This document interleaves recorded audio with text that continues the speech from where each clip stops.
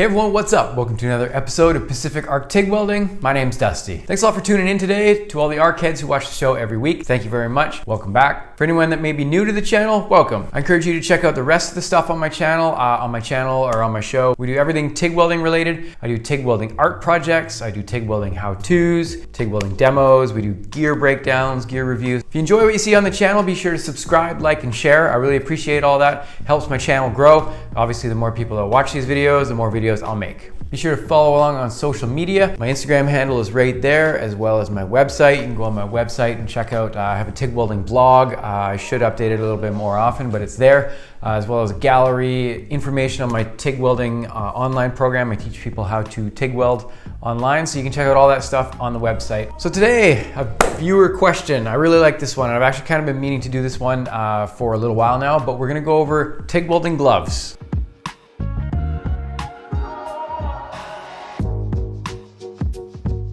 So because as you see, I make videos that are based on questions that I get from viewers. Drop a comment below if you have anything you'd like to see me explore a little further on the channel. We'll give a demo on certain things. I'll do demos on certain weld joints, gear I use, whatever you think of. Just drop it in the comments below. No promises that I will make an episode on it, but I might get around to doing it. So yeah, if you got a good idea, drop it below. So a little disclaimer before we get going here. All the gloves that you see here, they're not brand specific. They're basically just generic gloves that you may find in a typical welding shop. We're basically just being specific with the type of glove that I'm gonna go over today. So these are just the ones I encounter on a regular basis at my shop, as well as other shops I've been in, as well as schools. So if you see a type of glove that you prefer to use, if I start talking about it, let me know in the comments below. I really like to know what people use the most as far as TIG welding. See what else, if you've tried any of these different ones, and you don't like them, let me know which ones you like and which ones you don't like. So we'll start off with probably one of the most common ones I tend to see around a metal working shop, not specifically a welding shop, but metal working shop. Again, these are just a generic brand. It's basically going to be something like a short glove, general working material handling, like mechanics gloves. These are very popular around the welding shop. So like I said, it's a short glove. It's basic protection. There's nothing too extreme on them. You got a leather, like most of them have a leather kind of insert on the inside here for handling material. So you can get away with handling material that's a little bit hotter. You may have a couple extra layers built up here, which is good for picking up stuff. But for the most part, something like this is going to be good for just general material handling, where you got to work with metal and you got to lay it out. These kind of gloves are going to be perfect for that. However, when it comes to welding, you will see some people use these for different types of welding. I have tried it for certain types of welding for sure. There's some drawbacks. I do like some of the things. I do like the dexterity of them. They're quite thin. They're pretty tight to the hand, which is nice. You don't have a lot of extra bulk on them, which is really nice. However, a couple things that really drive me nuts about these types of gloves here.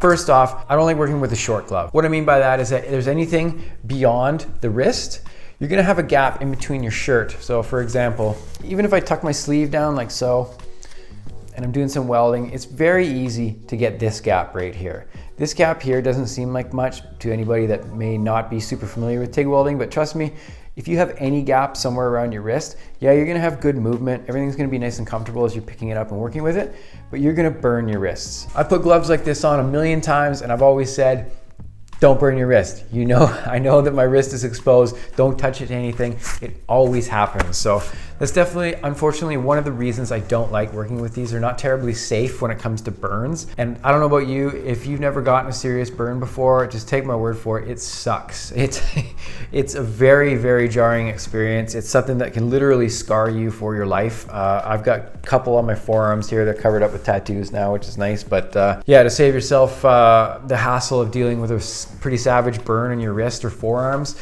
I definitely recommend not using stuff like this.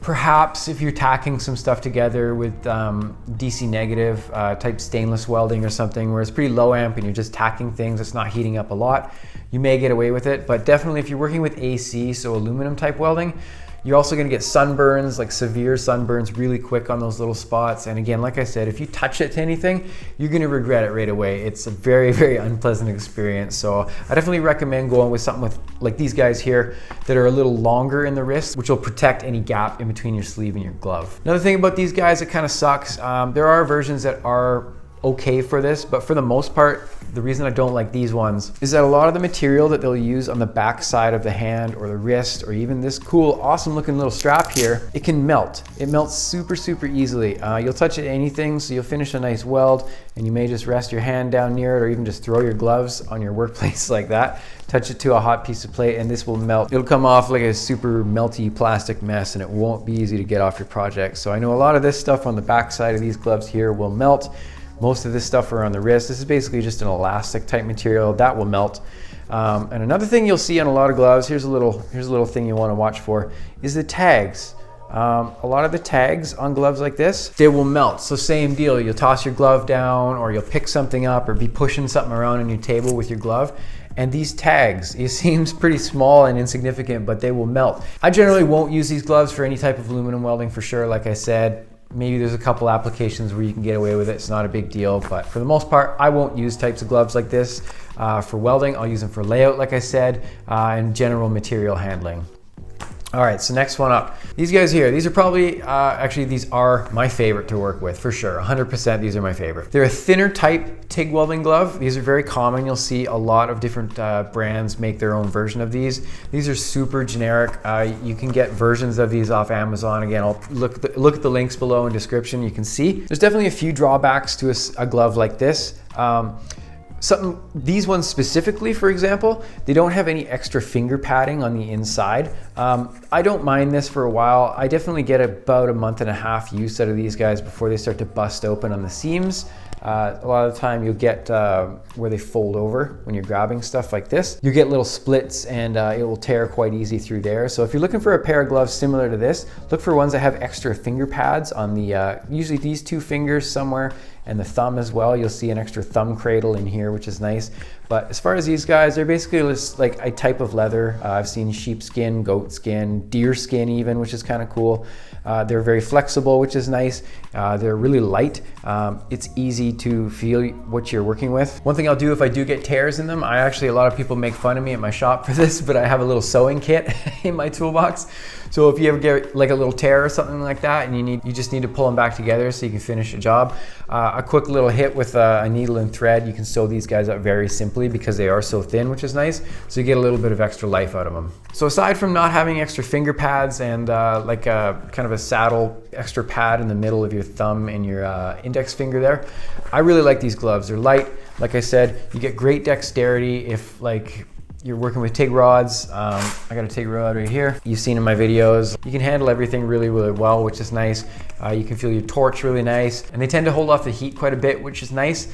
So if you got an air-cooled torch like I do here, my torch gets pretty hot sometimes, but it's not a big deal. I don't tend to notice that these gloves do a pretty good job of protecting your hands against heat, which is nice. Obviously, the more you hold something, the more it will affect the gloves. You're not heat proof, so you can't pick up screaming hot stuff. You will feel it through your fingers. Another thing that these guys do here is they tend to shrink. So as they get heated up a little bit more, you'll tend to feel the fingers start to shrink. The fingers will be quite tight. You'll lose a little more dexterity in between the fingers, but again, different brands that make these types of gloves, you get a better quality leather and stuff like that with some of them, which will help you out to get a little bit more longevity out of the fit. I've been thinking about making gloves, getting the Pacific Arc Tig Welding logo on some special gloves with some extra finger padding. If you're interested in that, let me know in the comments below, because if people are keen on something like that, if me making gloves and different accessories and stuff like that specific to my channel, let me know. I'll do it. I'm pretty keen to get some stuff like that made just for myself, so to be able to share it with other people would be cool. So let me know in the comments below. All right, next up here, we got a type of glove from a company called Caiman. So these gloves here are a mixture of a couple different materials. It's a very rough leather, which is nice. It's really good, resistant to different burns. Or gloves like these tend to fare better with wire feed and stick welding. However, on the inside, like you can see here, we have a different type of leather, which is really nice. So it's a lot more dexterous. You can feel what you're working with a little bit more. You've got extra pads on the inside, so you got a lot more longevity that's going to come out of these gloves here, because it's doubled up in a few spots, which is nice. The seams are sewed a lot better on these ones here. They're pretty heavy duty. Like, you can actually feel there's a bit of a weight difference between these guys and the last pair that I was using there. They come with this cool little carabiner too, which is nice. So if you're into extra accessories with gloves and stuff like that, these ones are pretty sweet. I would say that probably all around, these would probably be my favorite type of welding gloves. If I could pick one type of glove to work with, I would probably be these guys here, simply just for TIG welding, just because they are really, really great, especially with DC negative TIG welding, stainless and whatnot. They tend to last really well. However, with wire feed and any stick welding I've done, these guys don't tend to fare very well. These are gonna be your best bet for something like that. You can do tons of TIG welding, you can still feel what you're working with in your fingers. As far as TIG rod and whatnot, you can still feel it in your hands, which is really nice. But as far as wire feed, stick welding and whatnot, these are gonna be your best ones. I really, really enjoy these ones. So, all right, so the last ones we'll go over here. This is probably another very common one that I tend to see in a lot of welding shops. These ones are Miller. This is kind of just a Miller's variation of this type of glove here. I call these the oven mitts. So these ones are very, very bulky. They're very, very padded in the hand here. I would imagine that astronauts who go to space would probably wear these types of gloves. They're really like fluffy on the inside. You tend to lose a lot of dexterity in these fingers here. So for a TIG rod, you're hardly going to be able to feel it. Obviously you would get used to it, I'm sure, but overall the dexterity compared from these guys to the last pair that we tried here, especially those ones there, is pretty poor. I'm not going to be able to feel my TIG rod, my torch technique a whole lot. So unfortunately your dexterity with these ones is kind of not that great. They are built like absolute tanks though. So like I said, if astronauts go to space and they need some badass gloves that are going to last a long time, these ones are going to be the ones they pick. They're super padded, they're double layered. They have an extra reinforced kind of like area around this thumb here. So a lot of stuff that you're holding, it's going to fare really well with. You have a longer sleeve on these ones, which is nice. So you have a little bit more coverage on your wrists, up your forearm, which is really, really good. Again, because they're so bulky, you lose a lot of your wrist dexterity with them. So I have found that with wire feed, when you're running a gun, I tend to move my wrist quite a bit when I'm doing that, and unfortunately with these guys, when they're brand new, they're really, really stiff in here.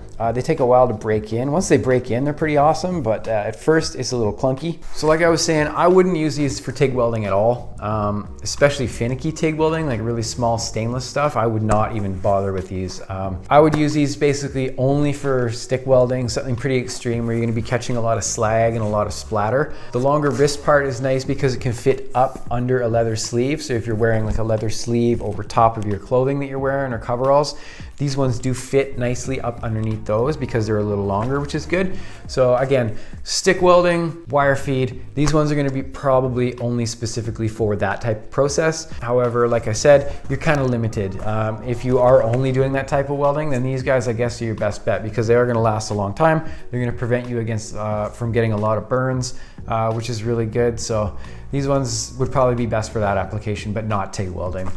They are another bonus about these ones actually is that because of all the fluffy stuff on the inside in the winter time, if you work in a cold shop, these are also really nice for material handling as well, because my hands tend to get pretty cold working in shops like that. And if you're just bombing material in and out and moving things around, these guys are really nice because they'll keep your hands a little bit warm too, which is great.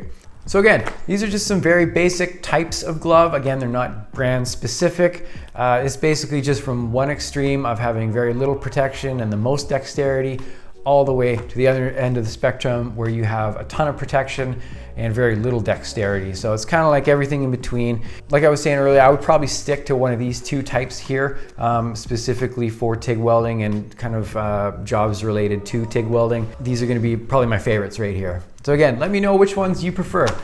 If you've tried any of these specific brands or any brands that are very similar to these ones, drop them in the comments below. I'd like to know what everybody else uses out there. I'm actually going to check out, like I said, if I make my own glove with the Pacific Arc TIG Welding logo on it and I can pimp it out a little bit with some better padding and whatnot, I'd like to know what everybody uses, what everybody prefers. So please let me know in the comments below because that would just help me out and it would get anybody that buys my gloves in the future a better glove to wear. So again, for everybody that watched this episode, thank you very much. I really appreciate everyone watching. Be sure, again, hit me up on social media. You can check out my website there as well. Again, you can check out information on my blog, my online course and everything like that. Hit me up on there. Again, for everybody that watched all the way to the end of the episode, thank you very much. I really appreciate it. I hope you're doing well out there. Hope everybody's safe and happy, and yeah, do something nice for a stranger today, and we'll talk to you soon. Peace.